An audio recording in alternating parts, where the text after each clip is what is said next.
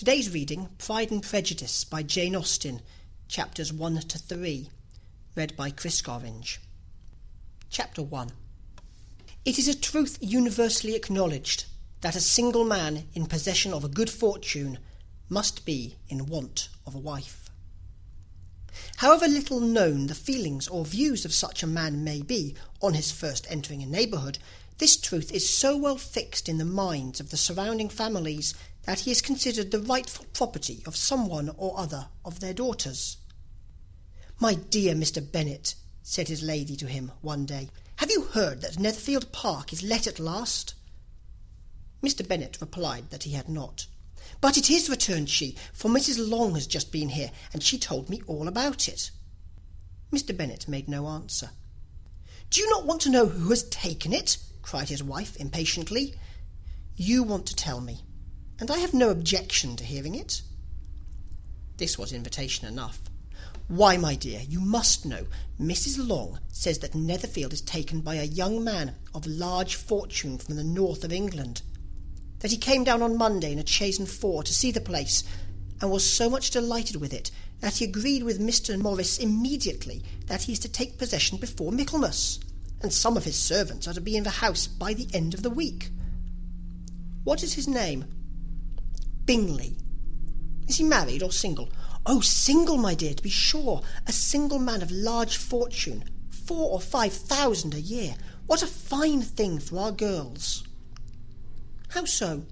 How can it affect them?" "My dear Mr. Bennet," replied his wife, "how can you be so tiresome? You must know that I am thinking of his marrying one of them." "Is that his design in settling here?" "Design? Nonsense! How can you talk so? But it is very likely that he may fall in love with one of them, and therefore you must visit him as soon as he comes." "I see no occasion for that. You and the girls may go, or you may send them by themselves, which perhaps will be still better; for as you are as handsome as any of them, Mr. Bingley might like you the best of the party." "My dear, you flatter me. I certainly have had my share of beauty, but I do not pretend to be anything extraordinary now. When a woman has 5 grown-up daughters, she ought to give over thinking of her own beauty. In such cases a woman has not often much beauty to think of. But, my dear, you must indeed go and see Mr. Bingley when he comes into the neighbourhood. It is more than I engage for, I assure you." "But consider your daughters. Only think what an establishment it would be for one of them. Sir William and Lady Lucas are determined to go, merely on that account, for in general, you know, they visit no newcomers. Indeed, you must go, for it will be impossible for us to visit him if you do not." "You are over-scrupulous, surely. I dare say Mr. Bingley will be very glad to see you, and I will send him a few lines by you to assure him of my hearty consent to his marrying whichever he chooses of the girls, though I must throw in a good word for my little Lizzie." "I desire you will do no such thing. Lizzie is not a bit better than the others. I'm sure she is not half so handsome as Jane, nor half so good-humoured as Lydia, but you are always giving her the preference." "They have none of them much to recommend them," replied he. "They are all silly and ignorant like other girls, but Lizzie has something more of quickness than her sisters." "Mr. Bennet, how can you abuse your own children in such a way? You take delight in vexing me. You have no compassion for my poor nerves." "You mistake me, my dear. I have a high respect for your nerves. They are my old friends. I've heard you mention them with consideration these last 20 years at least. Ah, you do not know what I suffer. But I hope you will get over it, and live to see many young men of 4,000 a year come into the neighbourhood. It will be no use to us if 20 such should come, since you will not visit them. Depend upon it, my dear, that when there are 20, I will visit them all." Mr. Bennet was so odd a mixture of quick parts, sarcastic humour, reserve, and caprice, that the experience of 23 years had been insufficient to make his wife understand his character. Her mind was less difficult to develop. She was a woman of mean understanding, little information, and uncertain temper. When she was discontented, she fancied herself nervous. The business of her life was to get her daughters married. Its solace was visiting and news. Chapter 2. Mr. Bennet was among the earliest of those who waited on Mr. Bingley. He had always intended to visit him, though to the last always assuring his wife he should not go. Until the evening after the visit was paid, she had no knowledge of it. It was then disclosed in the following manner. Observing his second daughter employed in trimming a hat, he suddenly addressed her with, "I hope Mr. Bingley will like it, Lizzie." "We are not in a way to know what Mr. Bingley likes," said her mother resentfully, "since we are not to visit." "But you forget, mamma," said Elizabeth, "that we shall meet him at the assemblies, and that Mrs. Long promised to introduce him." "I do not believe Mrs. Long will do any such thing. She has 2 nieces of her own. She is a selfish, hypocritical woman, and I have no opinion of her." "No more have I," said Mr. Bennet, "and I am glad to find that you do not depend on her serving you." Mrs. Bennet deigned not to make any reply, but unable to contain herself, began scolding one of her daughters. "Don't keep coughing so, Kitty, for heaven's sake. Have a little compassion on my nerves. You tear them to pieces." "Kitty has no discretion in her coughs," said her father. "She times them ill." "I do not cough for my own amusement," replied Kitty fretfully. "When is your next ball to be, Lizzie?" "Tomorrow fortnight." "Ay, so it is," cried her mother, "and Mrs. Long does not come back till the day before, so it will be impossible for her to introduce him, for she will not know him herself." "Then, my dear, you may have the advantage of your friend, and introduce Mr. Bingley to her." "Impossible, Mr. Bennet, impossible, when I am not acquainted with him myself. How can you be so teasing?" "I honour your circumspection. A fortnight's acquaintance is certainly very little. One cannot know what a man really is by the end of a fortnight. But if we do not venture, somebody else will, and after all, Mrs. Long and her daughters must stand their chance. And therefore, as she will think it an act of kindness, if you decline the office, I will take it on myself." The girls stared at their father. Mrs. Bennet said only, "Nonsense, nonsense." "What can be the meaning of that emphatic exclamation?" cried he. "Do you consider the forms of introduction and the stress that is laid on them as nonsense? I cannot quite agree with you there. What say you, Mary? For you are a young lady of deep reflection, I know, and read great books and make extracts." Mary wished to say something sensible, but knew not how. "While Mary is adjusting her ideas," he continued, "let us return to Mr. Bingley." "I am sick of Mr. Bingley," cried his wife. "I am sorry to hear that, but why did you not tell me that before? If I had known as much this morning, I certainly would not have called on him. It is very unlikely, but as I have actually paid the visit, we cannot escape the acquaintance now." The astonishment of the ladies was just what he wished, that of Mrs. Bennet perhaps surpassing the rest, though when the first tumult of joy was over, she began to declare that it was what she had expected all the while. "How good it was in you, my dear Mr. Bennet! But I knew I should persuade you at last. I was sure you loved your girls too well to neglect such an acquaintance. Well, how pleased I am! And it is such a good joke, too, that you should have gone this morning and never said a word about it till now." "Now, Kitty, you may cough as much as you choose," said Mr. Bennet, and as he spoke he left the room, fatigued with the raptures of his wife. "What an excellent father you have, girls," said she, when the door was shut. "I do not know how you will ever make amends for his kindness, or me either, for that matter. At our time of life it is not so pleasant, I can tell you, to be making new acquaintances every day, but for your sakes we would do anything. Lydia, my love, though you are the youngest, I dare say Mr. Bingley will dance with you at the next ball." "Oh," said Lydia stoutly, "I am not afraid, for though I am the youngest, I am the tallest." The rest of the evening was spent in conjecturing how soon he would return Mr. Bennet's visit, and determining when they should ask him to dinner. Chapter 3. Not all that Mrs. Bennet, however, with the assistance of her 5 daughters, could ask on the subject, was sufficient to draw from her husband any satisfactory description of Mr. Bingley. They attacked him in various ways, with barefaced questions, ingenious suppositions, and distant surmises, but he eluded the skill of them all, and they were at last obliged to accept the second-hand intelligence of their neighbour, Lady Lucas. Her report was highly favourable. Sir William had been delighted with him. He was quite young, wonderfully handsome, extremely agreeable, and to crown the whole, he meant to be at the next assembly with a large party. Nothing could be more delightful.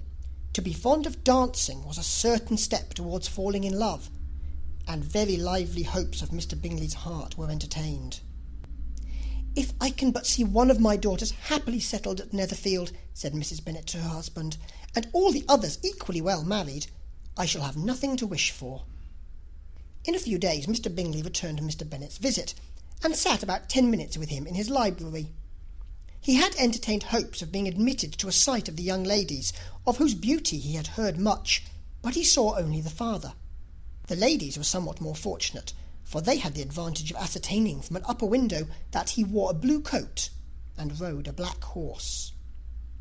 An invitation to dinner was soon afterwards dispatched, and already had Mrs. Bennet planned the courses that were to do credit to her housekeeping, when an answer arrived which deferred it all.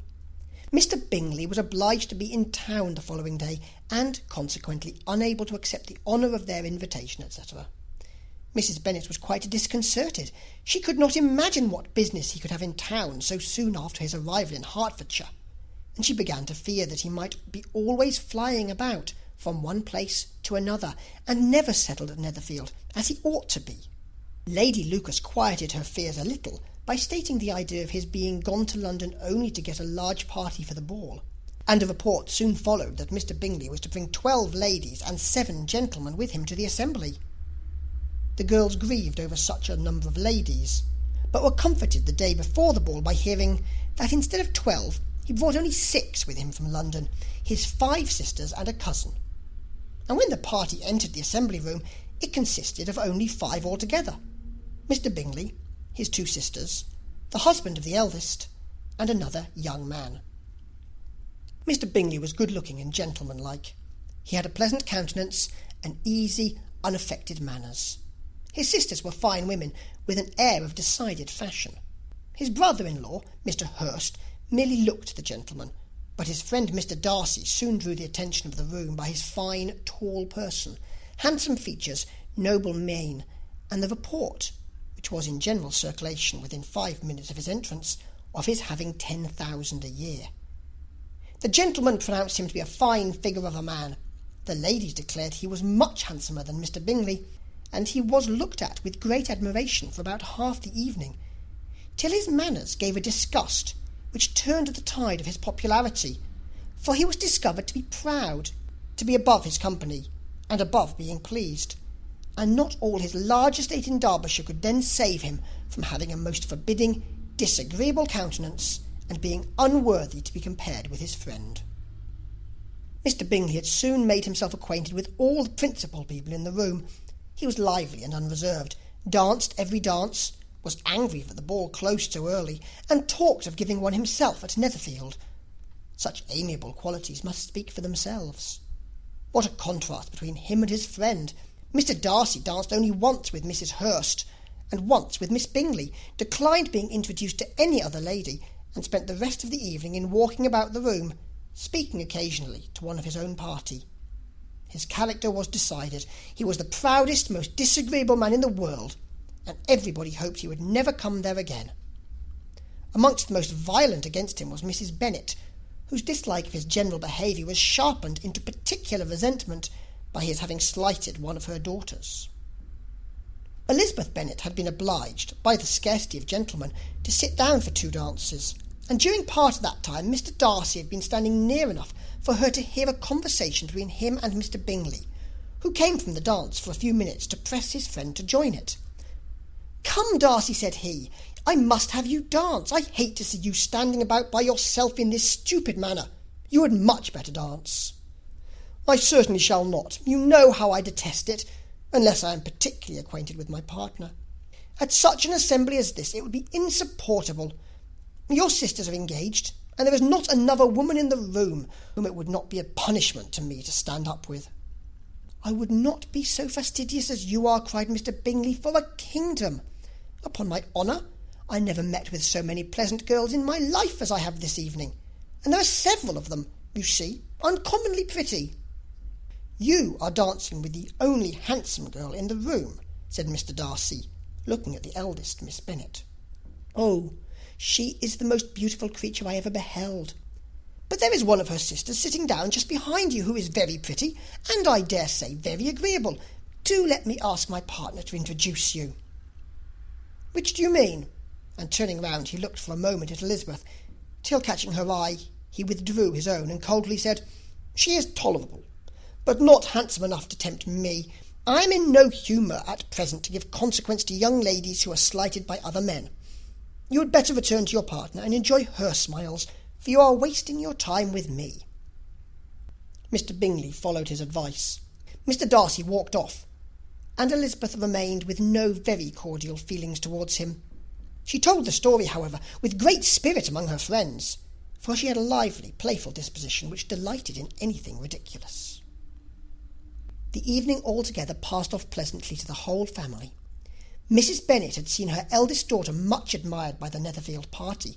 Mr. Bingley had danced with her twice, and she had been distinguished by her sisters. Jane was as much gratified by this as her mother could be, though in a quieter way. Elizabeth felt Jane's pleasure. Mary had heard herself mentioned to Miss Bingley as the most accomplished girl in the neighbourhood, and Catherine and Lydia had been fortunate enough never to be without partners, which was all that they had yet learnt to care for at a ball. They returned, therefore, in good spirits to Longbourn, the village where they lived, and of which they were the principal inhabitants. They found Mr. Bennet still up. With a book he was regardless of time, and on the present occasion he had a good deal of curiosity as to the events of the evening, which had raised such splendid expectations. He had rather hoped that his wife's views on the stranger would be disappointed, but he soon found out that he had a different story to hear. "Oh, my dear Mr. Bennet," as she entered the room, "we have had a most delightful evening, a most excellent ball. I wish you had been there. Jane was so admired, and nothing could be like it. Everybody said how well she looked, and Mr. Bingley thought her quite beautiful, and danced with her twice. Only think of that, my dear. He actually danced with her twice, and she was the only creature in the room that he asked a second time. First of all, he asked Mr. Lucas. I was so vexed to see him stand up with her. But, however, he did not admire her at all.